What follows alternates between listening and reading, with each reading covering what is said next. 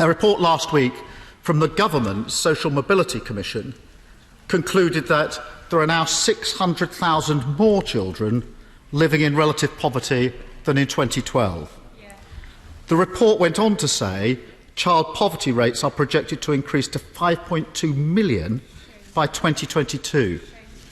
What does the Prime Minister think caused that? Well, I'm grateful to the Right Honourable Gentleman for what he said about dexamethasone, and I'm glad that he's finally paying tribute to the efforts of this country in tackling coronavirus. But I can tell him that on free school meals, this government is very proud that we set up universal free school meals, and I'm very pleased that we are going to be able to deliver a COVID summer food package to some of the poorest families in this country, and that's exactly the right thing to do. But I must say that I think he's completely wrong in what he says about poverty. Absolute poverty, relative poverty have both declined under this government, and there are hundreds of thousands, I think 400,000 fewer families living in poverty now than there were in 2010. Keir Starmer. Mr. Speaker, the Prime Minister says poverty has not increased.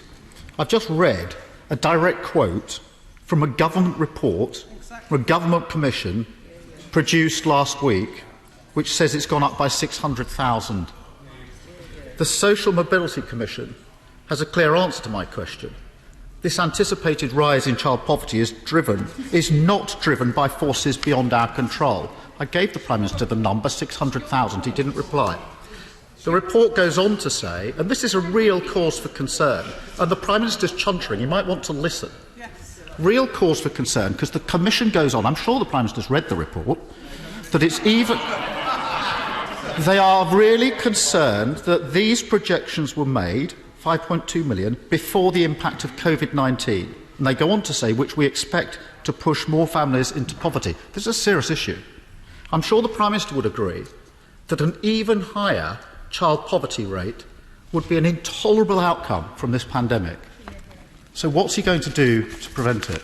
Mr. Speaker, I'm sorry, I've just understood what the Right Honourable Gentleman is talking about, what he calls an anticipated rise, rather than a rise that has actually taken place. I think a new concept is being introduced into our deliberations. What we're talking about was what has actually happened, Mr. Speaker, which is a reduction in poverty. And I can tell him that, of course, we are concerned. And the whole House will understand that, of course, this government is deeply concerned about the impact of coronavirus on the UK economy. But I think everybody with any fairness would acknowledge that this government has invested massively in protecting the workforce of this country. 11 million jobs protected by the coronavirus job retention scheme, unlike anything done anywhere else in the world. £30 billion worth of business loans, and we intend to make sure that we minimise the impact of coronavirus on the poorest kids